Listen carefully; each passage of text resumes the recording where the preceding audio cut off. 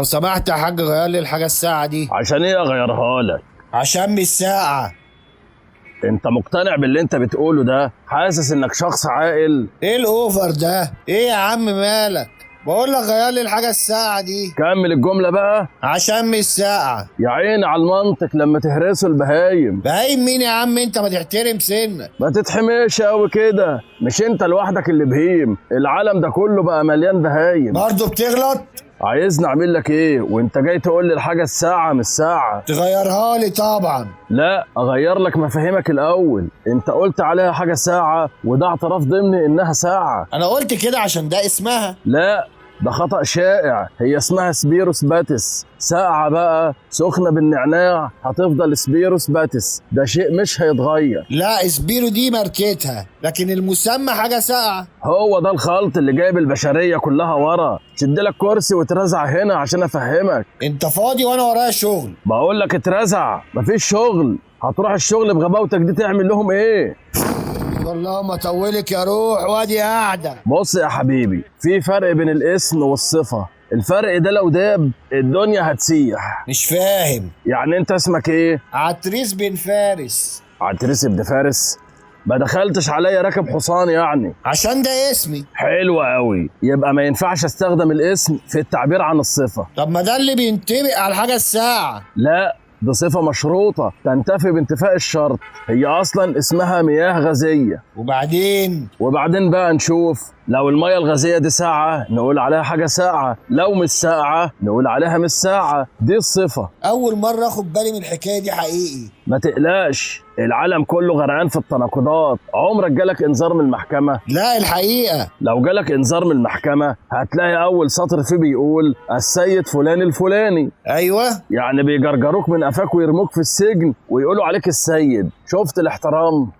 والله. شركة المحمول لما بتبعت لك رسالة عشان تختارك إنها خصمت من رصيدك رسوم الخدمة اللي أنت أصلا ما اشتركتش فيها، ده اسمه إيه؟ سرقة طبعا. ومع ذلك بيقولوا لك في أول الرسالة عزيزنا العميل. طب بالذمة حد يعمل في عزيزه كده؟ الدحيح نفسه يعمل كده؟ لا طبعا. الشركة اللي أنت شغال فيها لما يرفدوك قول إن شاء الله. إن شاء الله. هيكتبوا لك إيه في آخر جواب الرفض؟ وتفضلوا بقبول فائق الاحترام. ده بعد ما سرقوا زهرة شبابك ومصمصوا عظمك ورموك في الشارع زي الكلب الجربان. والله يا حاج.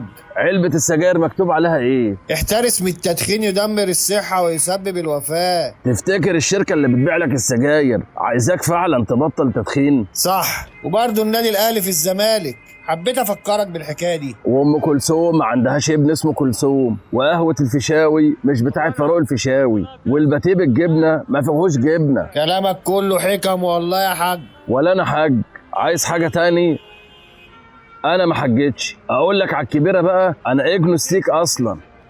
يعني انت عندك تبول لا ارادي ولا ايه؟ لا ده موضوع كبير عليك. المهم العالم كله تناقضات، ماشي؟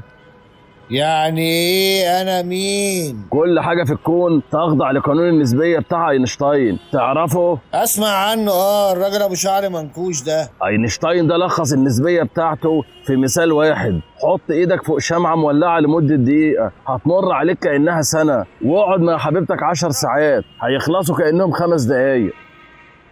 ده كلام كبير قوي. ده كلام بيزك قوي بتاع اولى ابتدائي فلسفة، بس انت اللي مقطف. نعم. انت الطيب في رواية احدهم والقذر في رواية حد تاني. انا القذر في الروايتين اصلا.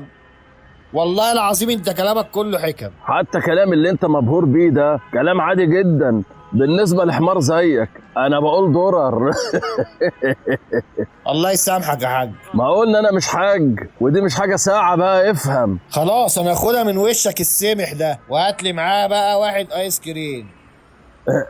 انت مستعجل عليها قوي. اشمعنى؟ اصله ساح لما الكهرباء قطعت من ساعة، بس ما تقلقش هي قدامها 5 دقايق وترجع. تيجي اشرح لك مقدمة ابن خلدون واحنا قاعدين كده؟ نعم. لحد ما الكهرباء ترجع يا عتريس يا ابن فارس.